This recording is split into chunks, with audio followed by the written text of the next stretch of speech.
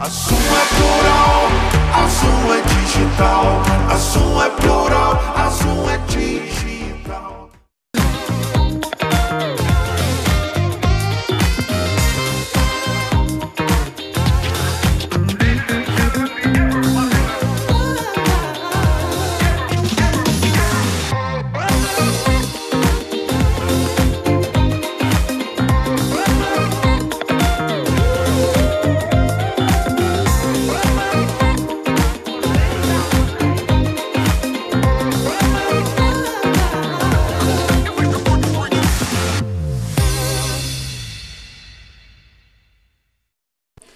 Olá, sejam todos muito bem-vindos, é um prazer estar novamente com vocês. Eu sou o Roosevelt Conci, estamos aqui no Zoom Debates, em Nova Friburgo, direto do estúdio Zoom, aqui no Espaço ARP, e fazendo esse programa que busca toda semana trazer temas extremamente relevantes e curiosos, e temas que estejam em destaque não somente aqui em nossa cidade, no estado e no Brasil, mas, se possível, no mundo, e que possam trazer interesse para vocês. Então, portanto, você não saia daí, porque você vai ver que o tema de hoje traz algo que é de interesse para o mundo. E eu vou já direto ao tema. Hoje exploraremos um tema complexo de extrema relevância, um conceito que remete ao período da pós-Guerra Fria, marcado pelo fim da ordem bipolar e um surgimento de uma ordem multipolar, com diversos centros de poder espalhados pelo globo. A globalização econômica, o avanço tecnológico e a diversidade cultural são apenas algumas das formas que estão moldando essa nova era. Vejam bem, há alguns anos se dizia o seguinte, que os Estados Unidos era o país detentor da ordem hegemônica econômica, financeira e, naturalmente, política do mundo, e que ele também perderia esse poder em curto prazo de tempo.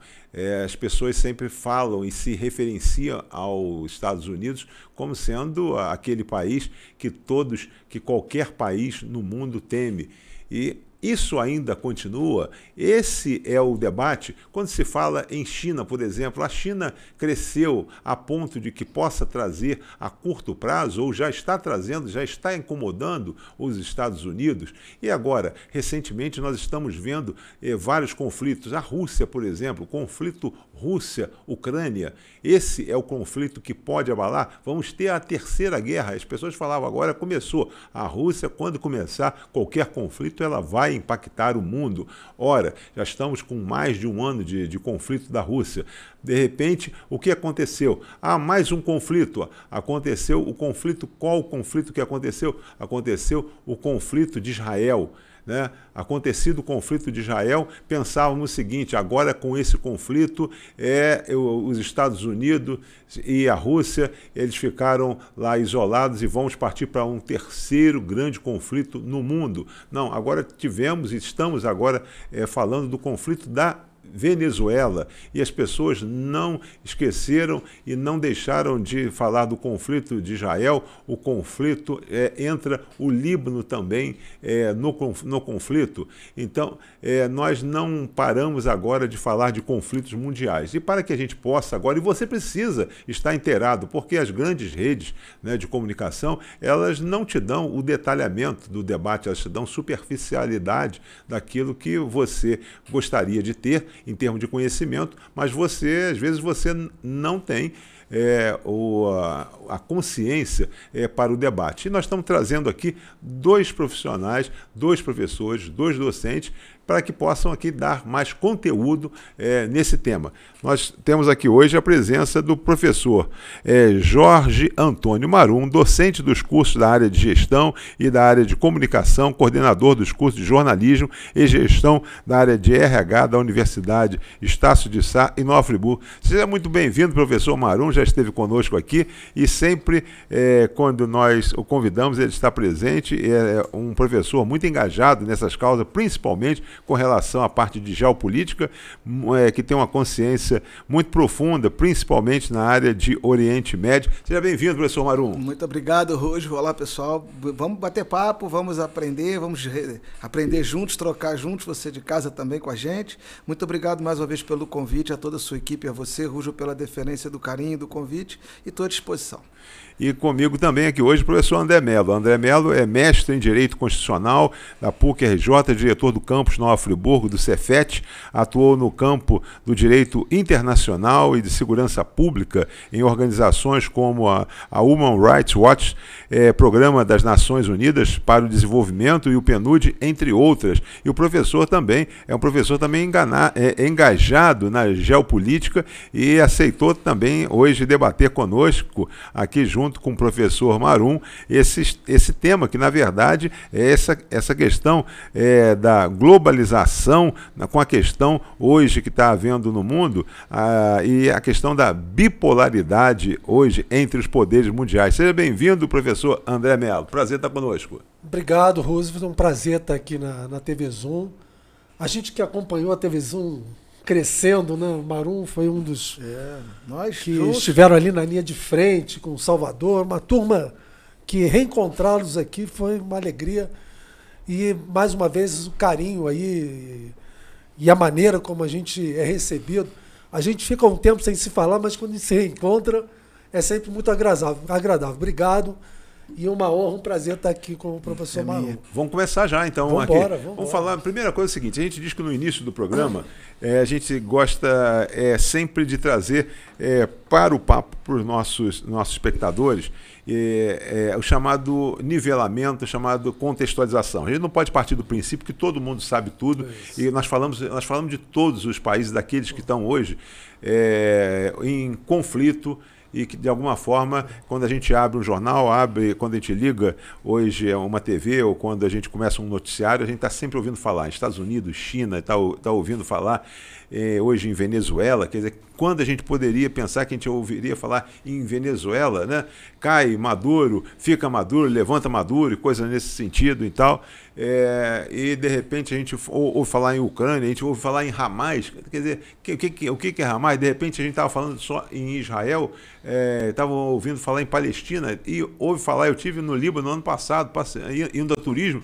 Mas um ano depois, um ano vai fazer agora que eu fui ao Líbano, poxa, terra linda, fantástica, e de repente estou ouvindo falar agora também no Líbano, estou ouvindo algumas questões. Então eu queria primeiro que vocês nos posicionassem com relação ao que é esse termo, que às vezes para muitos nunca ouviram falar, e para outros é um termo difícil, e para outros já está no convencional. Mas o que é geopolítica? Tá? Diz pra gente, vamos falar geografia, geologia, né? Mas o que é geopolítica? Diz pra gente, primeiro atualiza a gente.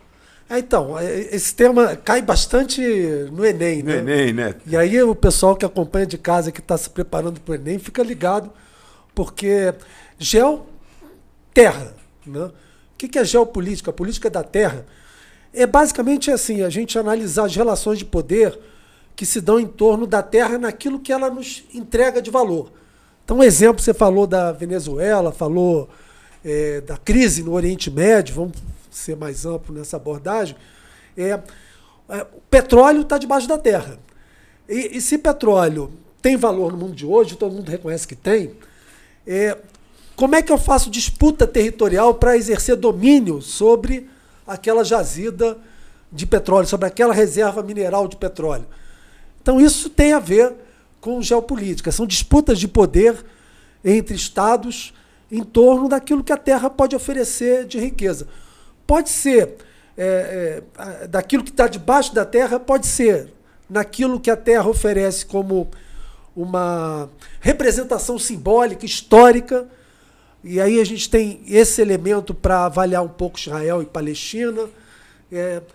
Mas, enfim, são riquezas que a terra pode oferecer e que em torno delas você tem uma disputa de poder. Quem vai se aproveitar melhor daquelas riquezas? Então, isso basicamente é onde a gente está situado nessa questão da geopolítica. Marum, quer falar alguma coisa? E das rotas comerciais também. Sim. As rotas, a logística. Isso. Quem domina portos estratégicos, em mares estratégicos, caminhos mais fáceis para escoar, aonde está a energia. Eu produzo a energia, mas eu preciso levar ela até alguém, né, até algum outro lugar. Eu produzo o alimento. Então, essa disputa também é uma disputa por rotas comerciais e hegemonia regionais. Algumas globais, como você citou, China e Estados Unidos, e outros países são potências regionais. Por exemplo, o Brasil é uma potência regional. Na sua região, ele é uma potência. Ele tem que ter essa consciência e ter toda uma diplomacia para exercer a sua influência. A Turquia é uma grande potência regional na Europa, em parte do Oriente Médio.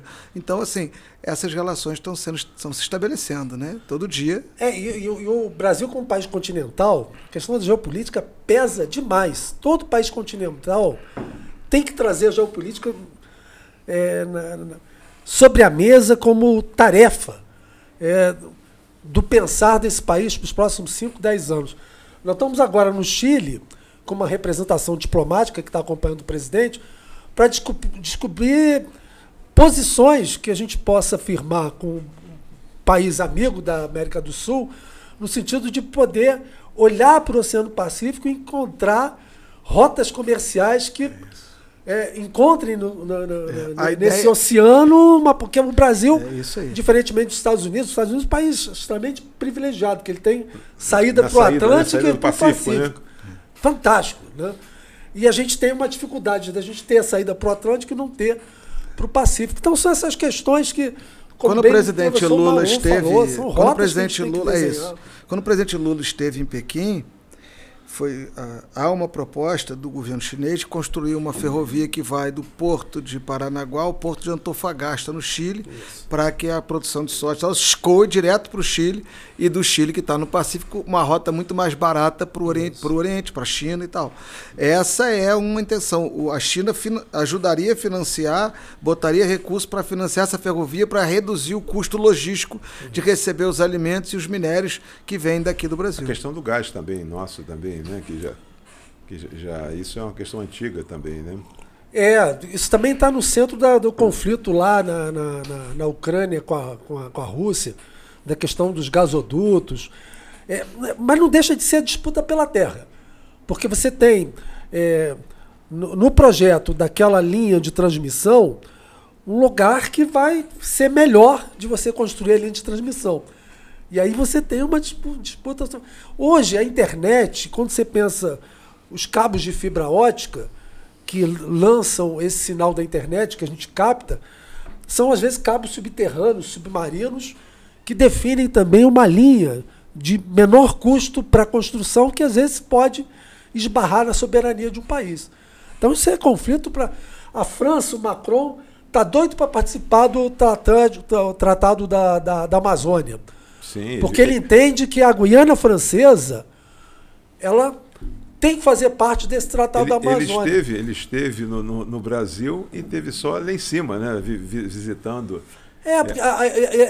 A França está jogando estrategicamente com o fato de que a Guiana Francesa hoje é um departamento ultramarinho da França. É diferente do Tahiti. A gente está com a Olimpíada. A Olimpíada lá no surf, né? O Tahiti não é um departamento ultramarinho. O Tahiti é um território ultramarinho.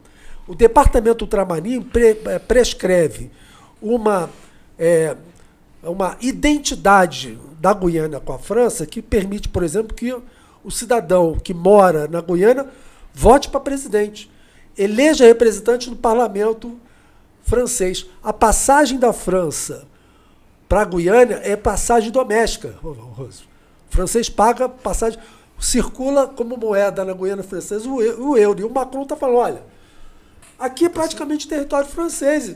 E a França está na Amazônia. Eu quero fazer parte desse tesouro chamado Amazônia, né? Isso é geopolítica também. Como é que você vai disputar isso? Nós entramos então pela geopolítica. Espero que aí nossos espectadores possam já ter entendido, e acho que ficou, de certa forma, claro, né? Que quando a gente fala da geopolítica, a gente está falando da terra, de todo aquilo que é valor, né? E que possa, de alguma forma, há a disputa, né?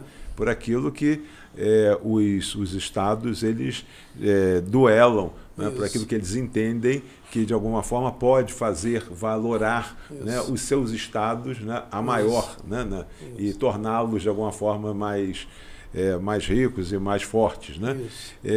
Mas vamos voltar, então, um pouco em tempos modernos, falando então dos Estados Unidos, né? Tá. Que é algo que a gente tem, a nossa memória alcança mais próximo e tal. Então, os Estados Unidos, na memória recente, vamos colocar em termos do país, a gente fala de Estados Unidos, né, federativos e coisas nesse sentido, mas a gente chama nesse sentido, mas ao longo dos anos tem se colocado como aquele país, né, colocando assim, onde se tem a fala, a memória da potência mundial. Né? Aquilo que se fala que tem apertar o botão vermelho, né, o mundo pode acabar. Né, e que as pessoas têm os outros demais países têm o receio. Né? E até certo momento se havia muito mais receio. De algumas décadas para cá, alguns tentaram, de alguma forma, enfrentar, né? E aí a gente não precisa ir muito mais à frente. Mas de alguns outros anos para cá, a gente falou em União Soviética, depois aí houve o desmembramento, a gente falou em Rússia, né? E tudo levando aí vocês que vão falar com relação a isso, por quê? Né? Em função do poderio, né? Do poderio bélico, e também do poderio, né, econômico, financeiro. Então, eu queria que vocês falassem dessa evolução, desse enfrentamento, dessa linha do tempo, né, porque houve o desafio ao poder dos Estados Unidos, quer seja na questão bélica, quem foram esses que, de alguma forma, têm, ao longo dessas últimas décadas, enfrentado os Estados Unidos com relação a espetar dos Estados Unidos, né, com relação a essa parte bélica, com relação a essa parte, né, econômica. Né, eu já trago alguns desses players, que seria, no caso, a Rússia, no caso, aí, a China, e alguns parceiros, como sendo aí, talvez a Alemanha e tal, mas que não vem no caso aí, bélico e tal. Mas o que vocês possam aí, debater com relação a isso, e até nós chegarmos, não agora, mas trouxesse esse cenário aí para a gente, por favor. Olha, Roosevelt, o que aconteceu? A gente teve a Guerra Fria e tal, então a gente tinha a coisa da União Soviética e os países que a ela tinham sua zona de influência, e os Estados Unidos da América e tal. Quando a União Soviética implodiu, nós passamos a ter um momento, até que o Francis Fukuyama falou de fim da história e tal, não é que a história tinha acabado, ele quis dizer que Reino Unido e Estados Unidos eram a potência hegemônica do capitalismo mundial. Isso durou um período, realmente nós tivemos aí uma década, 2 décadas talvez, mas o problema é o seguinte, quer dizer, as questões. Militarmente, os Estados Unidos são a maior potência mundial ainda. É claro que existem países que, por terem artefatos nucleares, são potências nucleares, mas os Estados Unidos é uma potência militar. É indiscutível, insofismável. Agora, no plano econômico, os Estados Unidos passaram a ver o crescimento de alguns países da Ásia, notadamente a China, que virou uma potência mundial, que hoje financia. A China ganha dinheiro fazendo negócio, não é fazendo guerra. Eu não estou dizendo que os Estados Unidos é fazendo guerra, só estou fazendo pensei aqui alto. Então, hoje já está apoiando uma série de ações em países africanos, uma série de investimentos em vários países. E, então, vendendo armas, porque né? Não só armas, mas assim, a França, por exemplo, hoje é o segundo maior exportador de arma do mundo. Então, assim, é porque são conglomerados, não são só os países, os conglomerados que estão... Por que o mundo está tão conflituoso, tanta guerra? Porque conglomerados estão disputando o poder. Ou seja, existem novos grupos econômicos, surgidos em alguns outros países, por exemplo, a China, que estão disputando as rotas comerciais, o controle de jazidas, enfim, da terra, desafiando conglomerados que já existiam. E aí você passa a ter uma briga entre potências, grandes grupos econômicos, brigando por seus interesses e usando os estados nacionais, muitas vezes, para fazer defender seus interesses. É uma questão de interesse. Então, o jogo é esse. O jogo é pesado porque são empresas querendo controlar rotas comerciais, rotas de petróleo, rotas do Mediterrâneo, rotas de comércio no Mar Vermelho, poços de petróleo, por exemplo, o poço da Phillips Conoco na Síria, que está sendo explorado pelos Estados Unidos. A questão síria é uma questão muito importante. Então, assim, são interesses. E aí a gente tem que tratar especificamente de cada um. Aí quando a gente for falar de Venezuela, a gente vai explicar como é que esse interesse se dá. Quando for falar da Rússia, da China, enfim, onde você quiser que a gente explore mais concretamente para poder exemplificar, a gente vai fazer. Mas a ideia é o seguinte, vou dar um exemplo assim, para a pessoa entender bem básico, que a gente não ia tocar. O TikTok é uma empresa chinesa. A União Europeia baniu o uso do TikTok, dizendo que ele rastreia a vida da pessoa. Mas a Meta, que é uma empresa americana e parceira da União Europeia, também rastreia, mas ela não está bloqueada. Por quê? Porque o Xiaomi não pode ser vendido nos Estados Unidos. É uma guerra comercial. Percebe? De conglomerados, nesse caso, uma empresa importante da China, no caso, que é concorrente da Meta, que é uma empresa americana. Então, isso está ali no mundo da comunicação, mas quando é a disputa por território na África, a disputa por jazida de ouro, aí você muitas vezes vai ter o conflito bélico, porque, como está acontecendo no Sudão, parte do país, né, apoiado pela China, outro pelos Estados Unidos e tal, estão disputando a hegemonia do país. Quem controlar o país vai fazer as licitações das riquezas para as empresas dos países amigos. Essa que é a jogada. O Marum colocou uma coisa importante aqui, que eu quero pegar um gancho. A gente voltou naquele primeiro conceito, vamos voltar naquele primeiro, geopolítica. Né? A Terra, ela pode oferecer inúmeras condições de exploração para você obter riqueza daquilo que a Terra pode te oferecer. E como é que você faz o domínio sobre a Terra, né? Sobre aquele território? Aí vem a política, né? Mas aí tem uma questão que está colocada hoje no mundo, que você, para exercer o domínio sobre aquele território, historicamente, você tem como uma ferramenta mais eficiente o uso da força bélica. Eu coloco meu exército ali, domino, e aquele território passa a ser meu, está à minha disposição. O que está se construindo hoje no mundo, que eu acho que vem com muita força, é que você pode também pensar a exploração daquele território não pelo uso da força bélica, mas pela sua capacidade de negociação, fazendo da política a arte de transformar aquilo que é necessário naquilo que é possível. O chinês faz isso. Né? O chinês não faz guerra, o chinês Nós fazemos isso. O Brasil faz isso. O Brasil é um dos poucos países do mundo, mano, que tem quase resolvido os seus problemas de fronteira. Quase resolvido. Temos pouquíssimas questões, são muito pequenas, fáceis de resolver até, que encontra um conflito ali no Uruguai, no sul do país, numa pequena ilha fluvial, está ali no Rio Araguaia, que o Uruguai diz que pertence ao território uruguaio, o Brasil diz que pertence ao território brasileiro. É uma pequena ilha que não tem ninguém habitando, não tem nenhuma riqueza mineral, mas é só uma questão de métrica na formação daquela fronteira. Mas fora isso, a gente tem a nossa situação muito bem resolvida com os nossos vizinhos, porque nós sempre tivemos capacidade de negociar. O Acre foi um processo de negociação extremamente inovador. Nós compramos o Acre, Roosevelt, pagamos 2 milhões de libras esterlinas.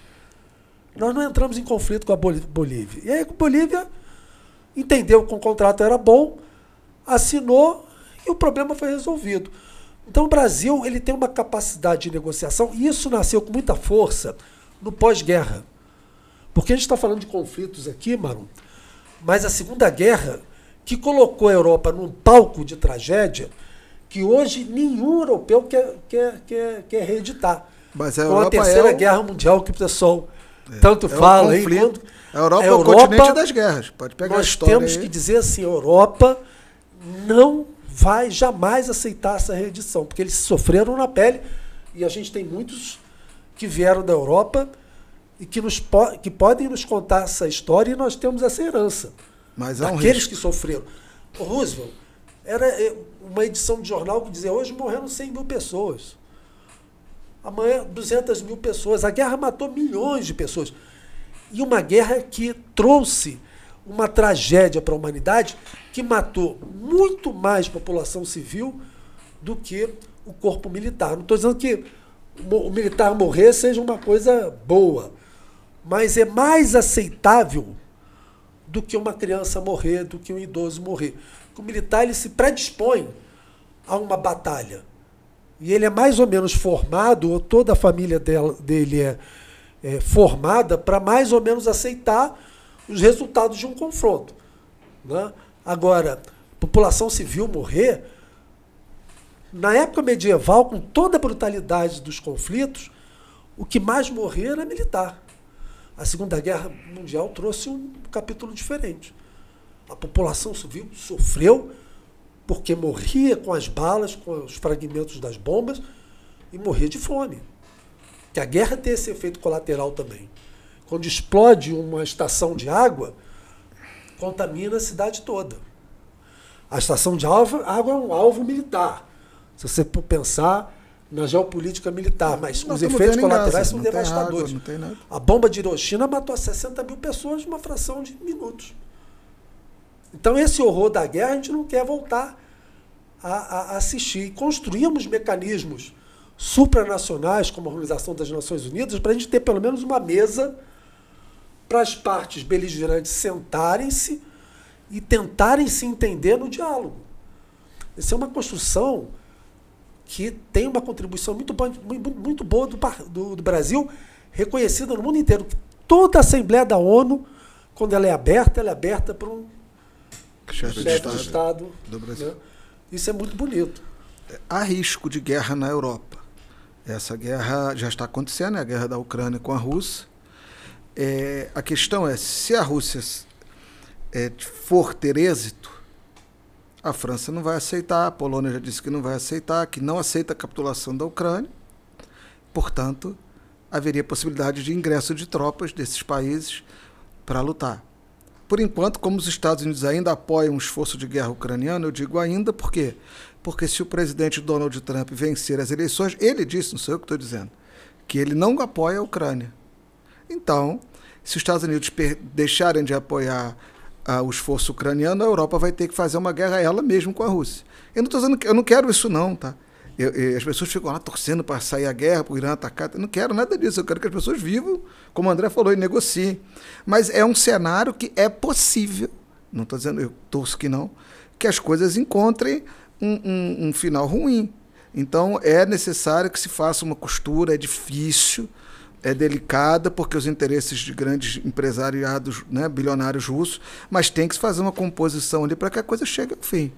Porque é uma coisa perigosa. A gente sabe que a Europa tem histórico de ser um continente de muitas guerras. Nós vivemos esse período agora da Segunda Guerra e 60 e 70 anos de paz, tirando a Sérvia, né, a Guerra da Sérvia, mas não é comum. Pega a história da Europa e a gente vai ver. Então a gente tem que ficar bem atento, que é um conflito que está ali, mas que pode perder o controle se algumas potências europeias... Porque a França ela quer o domínio de potência regional na Europa. Ela disse, o Macron disse, está cravado, que a França lidera o esforço do mundo livre, o que ele chama de mundo livre, contra a Rússia.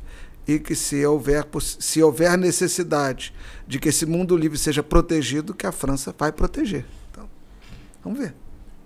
Eu queria voltar na questão, quer dizer, a gente passou aí de passagem pelos Estados Unidos, mas é porque em todo e qualquer conflito que a gente possa entrar, naturalmente, a gente tem aí, de alguma forma, uma certa tutela americana. Né? Então, a gente não há como a gente abrir mão disso aí. A gente pode ter aí qualquer esforço, mas a gente há por parte da própria França, por parte de qualquer outro país, né? Uma validação, se a gente pudesse dizer, né? Um referendo americano em qualquer tratativa que a gente possa. Mas eu queria, antes de nós discorrermos mais sobre a Europa, ou nós avançarmos com relação à Rússia, ou coisa nesse sentido, ou nós partíssemos mais para o Oriente Médio, que nós falássemos com relação, eu queria entrar na China, para que em seguida nós entrássemos na Índia. Tá. Achei que seria Venezuela, agora é a China. Não, Então, porque nós falássemos. Para quê? Sim. Porque a gente falasse nesse bipolar americano-China, porque e para que a gente pudesse falar, olha, há 15, 20 anos atrás, nós havia uma população rural na Índia, na China, que sequer se pensaria em que pudesse migrar num curtíssimo espaço de tempo, e que sequer pudesse pensar que a China hoje pudesse ser tão competitiva que se pudesse ter a invasão de carros chineses, como a gente vê, e outra coisa, que a China pudesse também, já que a gente pudesse, estou falando já avançando, que a China pudesse fazer qualidade como hoje se fala que a China faz. Né? Então, só porque eu já estou já avançando, então que você pudesse. Então, e hoje a gente puder. E de alguma forma, a gente já. Talvez a gente desse já um spoiler de Índia, que hoje, os principais CEOs hoje nos Estados Unidos, nas principais, hoje no Vale do Silício, são os CEOs de Índia. Tá? Então, por exemplo, a Índia está fazendo esse dever agora, o dever que a China fez, tirando a população da miséria. Então, o que acontece? Eu estou trazendo já isso aqui. Tá correto, a sua análise é perfeita. Para trabalhar isso, por quê? Enquanto hoje nós aqui, brasileiros, aculturados e coisas nesse sentido, nós estamos falando de China, a Índia está correndo ou por fora, ou por dentro, ou lateralmente. Então a gente já precisa falar, nós aqui, que somos de universidade, eu, né, originário também de universidade, nós temos o dever, a obrigação de democratizar esse conhecimento e trazer isso. Gente, olha cá, nós temos que falar de China, mas em paralelo nós temos que já acelerar esse discurso nosso para falarmos de Índia. Porque lá fora a competição está acelerada. Ponto. Falei demais, agora é com vocês. Não, você foi perfeito. A sua análise é essa mesmo. A China deixou de ser um país pobre, rural, fez a sua transformação para as suas grandes cidades e hoje é uma potência mundial.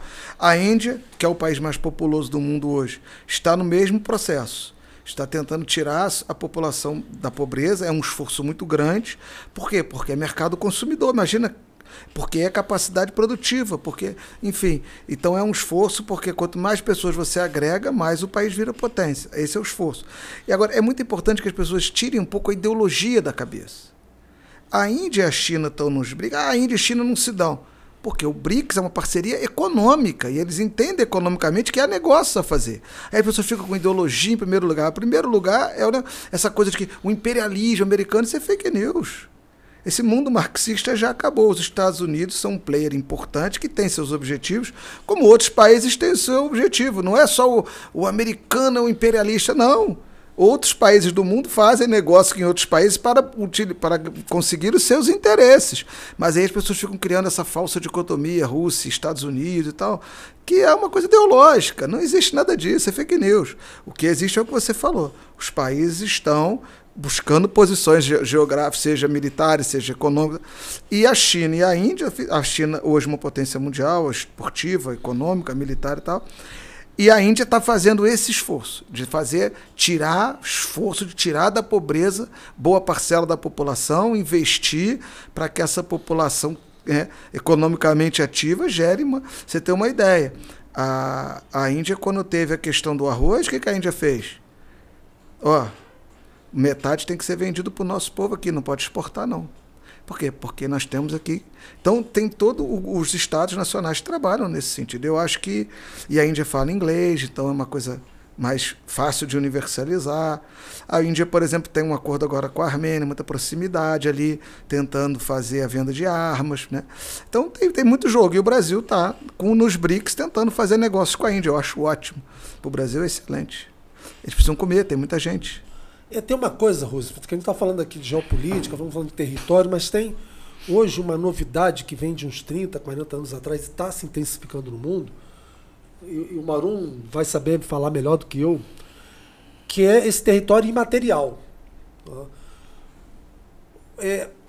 A China, assim como os Estados Unidos, eles têm uma influência poderosíssima no mundo. A China com muito mais força no mundo oriental, vamos dizer assim, os Estados Unidos no mundo ocidental. Nós temos alunos lá no Cefet que já se formaram, eles moram em Friburgo, muitos que são friburguenses, outros que vieram de outras cidades aqui da região. e trabalho para empresas na Irlanda, na Alemanha, na China, nos Estados Unidos, morando em Friburgo, fazendo home office. Porque se nós tínhamos o território na centralidade da disputa do poder pela riqueza que o território oferece, vamos voltar para o exemplo do petróleo, hoje nós temos riquezas que estão num espaço imaterial. O mundo da internet, ele oferece serviços e produtos que não se apresentam ou não são resultado direto de uma extração, de uma operação de extração mineral. Eu não sei se eu estou me fazendo entender. Aí eu vou contar uma história aqui que eu acho que internet, podcast e videocast também tem a ver com um pouco de relato de nossas experiências pessoais. Eu trabalhei num escritório americano que é poderoso, tem representação no mundo inteiro. E tive que lidar com estadunidenses, né, com norte-americanos. Os que vieram para cá, para o Brasil, que a gente veio com um projeto para abrir uma representação desse escritório aqui no Brasil, a primeira coisa que os brasileiros faziam é levar esse americano que chegou e não conhece nada de Brasil, não conhece nada de Rio de Janeiro, para um shopping. Eu falei, gente, shopping é um produto americano, ele vem para cá, a primeira coisa que você faz é levar ele para um shopping.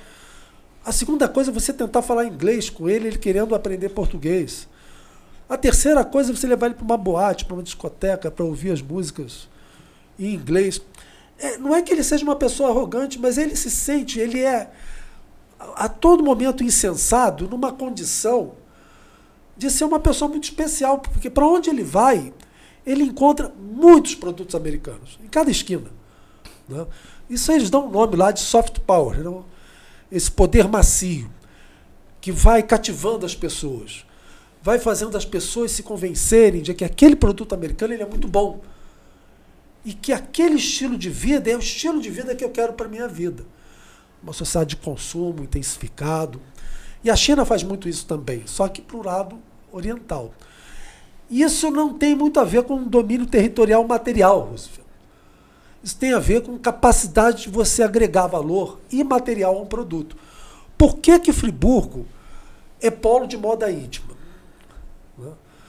O que a gente tem que fazer para ampliar essa nossa capacidade comercial enquanto um polo de moda íntima?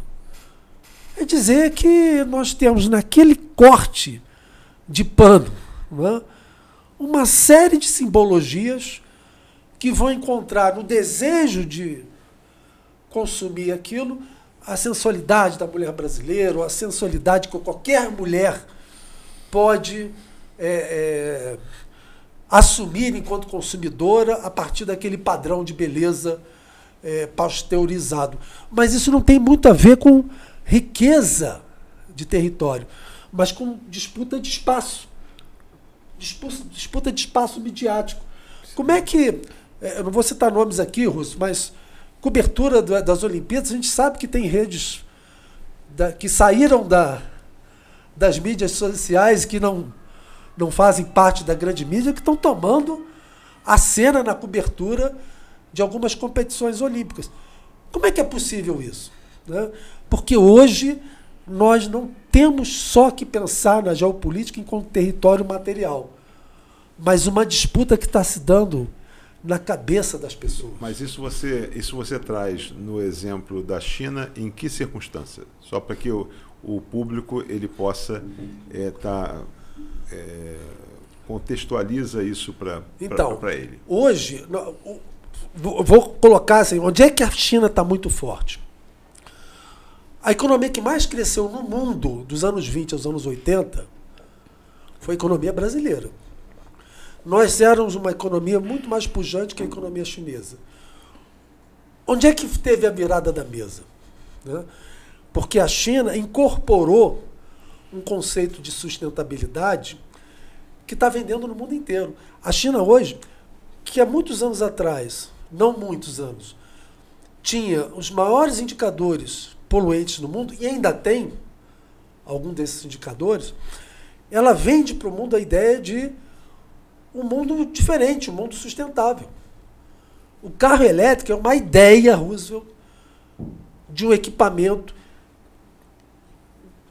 de poder de atração pelo conceito de sustentabilidade riquíssimo. A gente instalou recentemente, Roosevelt, uma usina fotovoltaica no campus do Cefet. A gente acende a luz agora vem pelo que o sol pode nos oferecer numa relação direta. Que o combustível fóssil também tem relação indireta com os raios solares. Todos os componentes são chineses, importados. Qual é o esforço da engenharia brasileira? É pegar aqueles componentes importados da China, o que a gente pode produzir daqui para botar um parafuso ali que possa ser mais barato no custo do que os chineses são capazes de produzir. Isso é uma coisa, né? A outra coisa é que eles aprenderam e dominam como ninguém a capacidade de calcular custo. Isso que o Marum falou. A saída para o Pacífico, eles já estão enxergando isso lá na frente. Quando eu reduzo os custos, e eles também calculam redução de custos na mão de obra, numa economia de escala, que você tem mais de 1 bilhão de potenciais consumidores, a maior economia do mundo é a da China. Os chineses não gastam. Até pouco tempo atrás não gastava, Roosevelt. Eu acho que você tem isso na memória, a gente tem, mano, dos chineses com aquele padrão de roupa, aquela bata azul. Aquilo virou, passou a ser uma economia pujante, de um mercado consumidor pujante, com uma riqueza inestimável. O contrato que os chineses fazem, que foi a grande jogada deles nos anos 70 para cima, são aqueles contratos de joint venture, em que a empresa entra, explora 20 anos, com a obrigação de passar a tecnologia para eles. Eles fizeram isso. Marum, vamos agora numa área que eu sei que você tem, né, que você tenha mais conforto, que você tem conforto em tudo. Não, mas é uma área que... aprendendo com vocês. Nada, mas é uma área que te traz aí... já tivemos aqui num outro momento e você se colocou à disposição para que pudesse retornar. Nós temos aqui 20 minutos e vamos falar mais de 3 outros conflitos, né, de mundo, né? Mas nesse momento eu queria que você trouxesse aqui uma síntese aqui do que acontece nesse instante. E é claro que aqui não dá para nós fazermos prognósticos, né? Isso aqui não tem matemática, claro. Aqui não tem bet, né? Não tem essas coisas. E nós não somos empregados de nenhum governo para fazer propaganda. Não, e aqui também a gente o que a gente busca é o seguinte: somos brasileiros. A gente não quer, não somos influências, né? Não queremos aqui colocar na cabeça de ninguém. Eu gostaria que hoje o mundo vivesse em paz e que as pessoas pudessem. Então, nosso compromisso é com isso. Estou com você. Então, eu não tenho... você... outro dia me falaram, mas você carimbou seu passaporte num país que você foi, você não vai poder entrar em outro. Eu falei assim... É uma pena, porque vai me dar trabalho, porque eu vou ter que tirar outro passaporte, porque eu vou querer ir em outro país, não vou deixar de ir em outro país em decorrência disso, mas eu quero entrar em outro país, mas vai me dar mais trabalho. Mas eu quero dizer para você o seguinte, hoje todos nós sabemos que existe já, não é de agora, e aí, mas a situação agora, Israel-Palestina, só para voltar o Oriente Médio vai explodir a qualquer minuto. Então, eu queria só que você voltasse um pouco para aquele que não acompanhou, para aquele que não acompanha, para aquele que pudesse dizer o seguinte: olha, tem uns que dizem o seguinte, Israel está morando numa terra que a princípio, presumidamente, entende-se que não deveria ser ali, Palestina está morando numa terra que originariamente deveria estar ali, e a briga, como se fala, é a geopolítica efetivamente com relação a ali, e disparou-se um conflito, e que agora aliados e amigos e tal, e primos e tal, estão se discutindo, e a coisa ampliou. Então, como é que está agora? Um breve resumo e vamos em frente. Vamos para essa semana, então, para a gente ser breve. Sim. Ismail Haniyeh foi morto em Teherã, o líder do Hamas. Ele foi a Teherã, saiu do Catar, onde ele mora, na posse do novo presidente do Irã. Lembre-se que o presidente Raisi morreu na queda do helicóptero, saindo do Azerbaijão. E ele foi a posse do presidente Pezeshkian, estava numa instalação da Guarda Revolucionária Iraniana em Teherã na noite seguinte para ir embora, e um míssil, e drones e mísseis, acho que foi um míssil, atingiu a instalação dentro do território iraniano e matou o Ismail Haniyeh. No dia anterior, o Israel mandou um míssil num prédio no subúrbio sul de Beirute, onde fica a base do Hezbollah, e matou o número 2 do Hezbollah.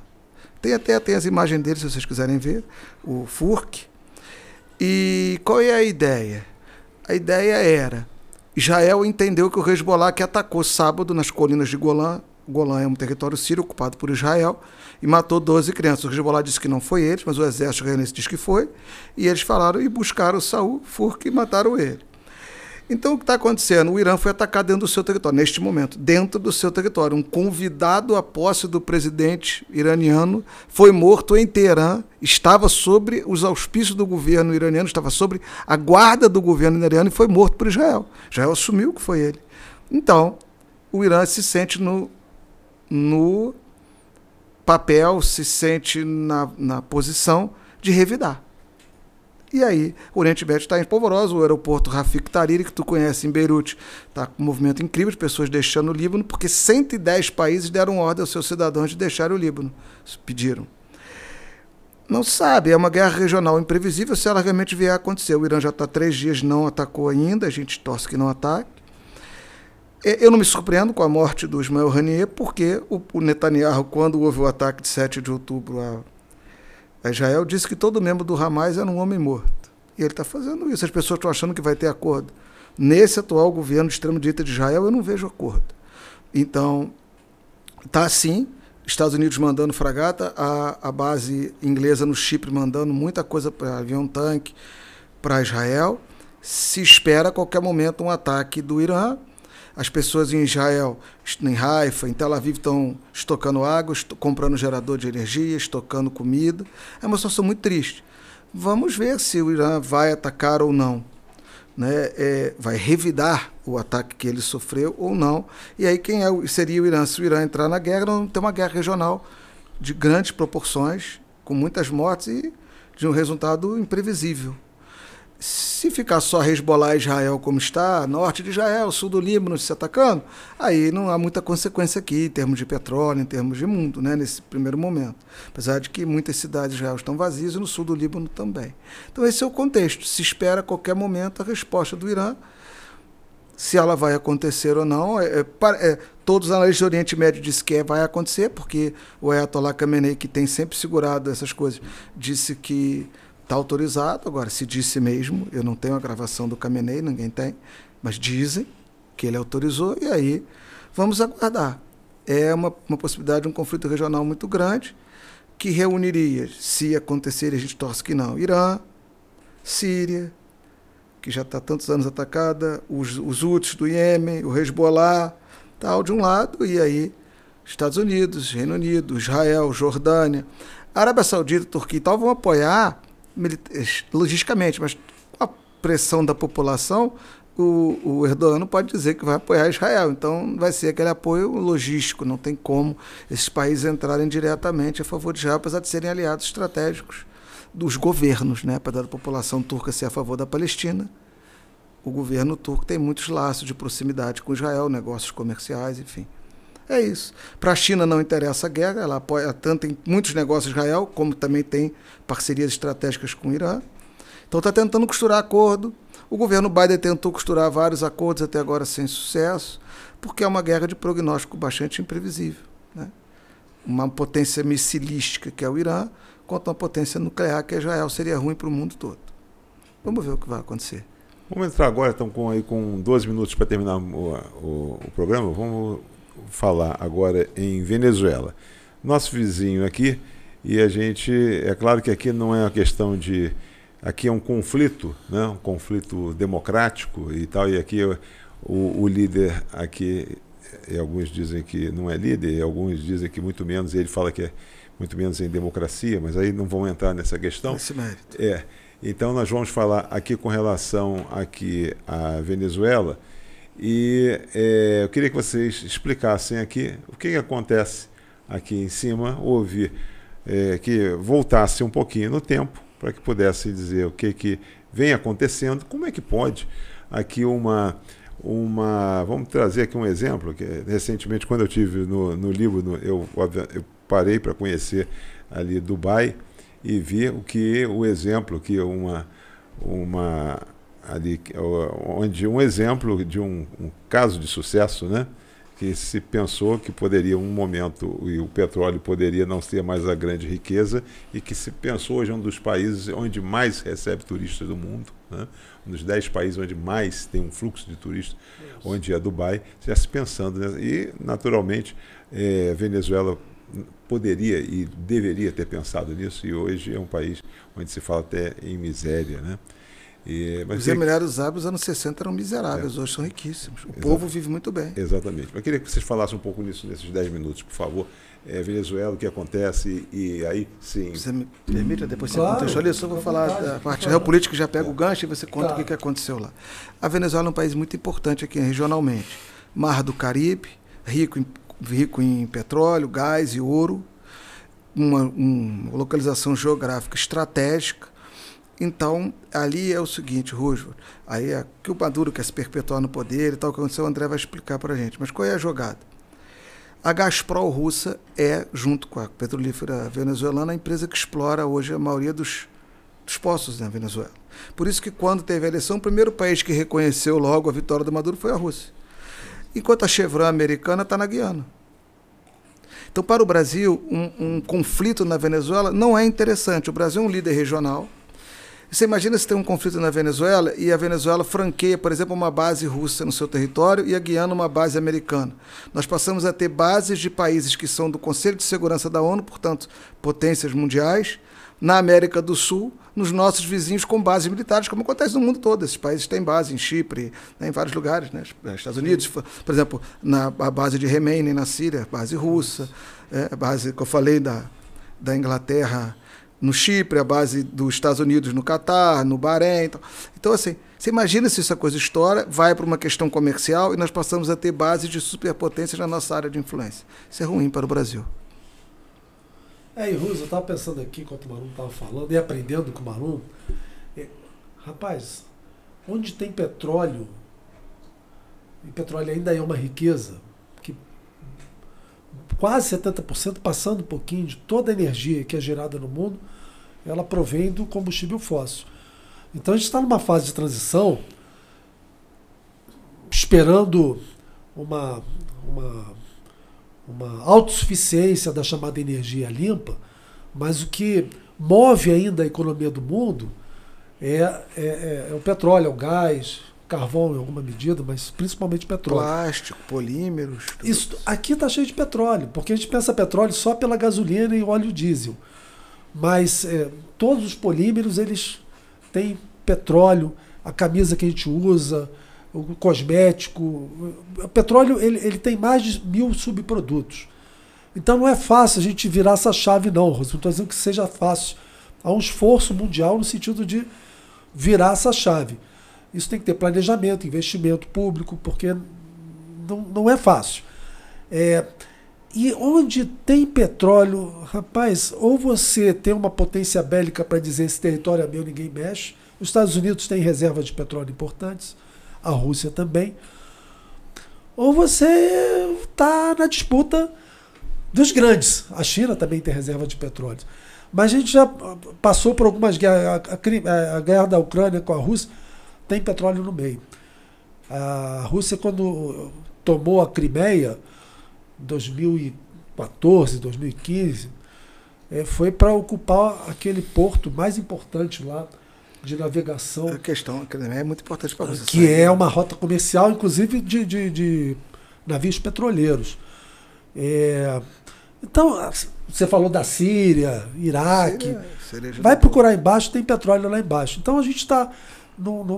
E o que o Marum falou muito bem, a gente não pode entrar nessa lógica ideológica, porque nós não temos essa tradição e nos livramos dessa tradição há alguns anos da solução pelos conflitos pela via armada. E para nós um conflito aqui na América Latina não é negócio para ninguém. Não é negócio. A gente está recebendo centenas de venezuelanos entrando, a gente está falando nesse programa isso, pela fronteira lá em cima com Roraima. Imagina uma guerra deflagrada nessas proporções que está se anunciando. Como é que a gente vai ter que lidar com isso, né? A questão dos refugiados não é um problema em si, porque nós temos quase 1 milhão de brasileiros clandestinos nos Estados Unidos. A gente tem que pensar que a gente tem que ter políticas para receber as pessoas que vêm de fora, e vêm de fora não porque queiram vir, mas porque foram premidas por uma situação de conflito e encontraram aqui um abrigo, né? Um país que tem uma posição política em favor da paz que é importante no mundo. Então a gente tem que ter um esforço muito grande para buscar uma saída negociada para esse conflito. Não é negócio para a gente jogar mais gasolina na fogueira, como se diz aqui na região. Então eu penso que a gente está nesse esforço diplomático. Nós vamos ser sede do G20, né? Isso nos traz um papel importante, e os G20 são os 20 países mais ricos do mundo. Eles não querem vir para cá com uma fronteira conflagrada ali. Brasil, Venezuela, Guiana, que pode até entrar nesse conflito, por questões de poder, por questões de geopolítica, por questões de petróleo. Do que eu estou falando aqui? Estou falando de poder, de dinheiro. Então eu acho que a gente tem que ter um cuidado muito grande e não entrar nessa lógica do confronto, que senão a gente não se dá bem, não. Recentemente eu ouvi num debate muito interessante, que é o seguinte: tem que se ter o cuidado, e aí eu nunca tinha percebido num debate uma fala dessa, você discutir, às vezes, a política interna do país, no caso de uma eleição, sim, e você discutir o país, né? Porque isso, a relação que você tem é com o país, isso, e não com os governos. Ruse, você trouxe uma coisa assim, que você visitou o Líbano, né? Sim. Cara, os nossos libaneses, aqueles que vieram aqui para o Brasil, eu tenho um carinho, porque eles nos trouxeram uma lição. Na verdade, é o maior país, né, do mundo, é maior do que o próprio Líbano. Cara, porque eles vieram, sim, aqui, a maior parte comerciante, ou se não era comerciante, veio aqui para desenvolver atividade de comércio. E comerciante, cara, você está no balcão, quem entrar, tiver dinheiro para comprar sua mercadoria, você vende. Você não vai perguntar se ele veio da Palestina, de Israel. Você abre um sorriso para ele, você está ali com a barriga no balcão e quer atender ele da melhor maneira possível. Isso é uma lição de saber lidar que eu acho que a gente não pode perder. Então, assim, os Estados Unidos é um parceiro comercial importante, a China também é. A Venezuela não deixa de ser um parceiro comercial. Claro. A gente não quer briga com o parceiro, a gente quer cliente, cara. A gente quer vender soja, quer vender minério de ferro, quer vender commodities. 40% das exportações do Brasil são de commodities. Guerra balança o preço de commodity. Não é interessante para a gente. Então, gente, eu sei que tem muita onda, né? Vamos aqui, vamos apoiar fulano como se fosse time de futebol. Propaganda. É propaganda. Não é tá por na aí. internet, está cheio. Só Fake perde. news. Vamos aprender com a gente, com o nosso legado. Nós somos grandes negociadores. Fomos nós que conseguimos construir e demos uma contribuição importantíssima. Porque, por mais que seja a situação difícil, a política, na negociação, ela é uma construção belíssima desse pacto civilizatório que a gente vem construindo ao longo dos anos.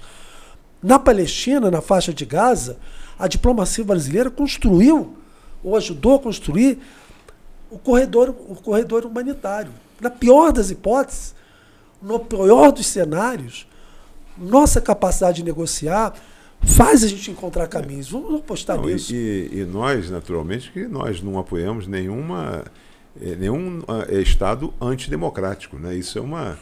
Sim, isso eu acho que a gente não... Sim, isso a gente tem que deixar claro em qualquer situação. Sim, né? sim, isso claro. não é...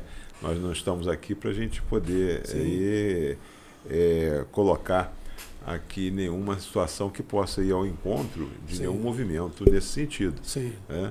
Mas eu queria que vocês aí, temos 1 minuto para cada um, para que a gente possa encerrar e colocar aí o pensamento aí de cada um final com relação ao que a gente, não é que a gente espera, né? Mas como é que a gente vê esse mundo de agora e qual é o recado que a gente pode transmitir aí para quem nos vê e nos ouve, que a gente também está no Spotify.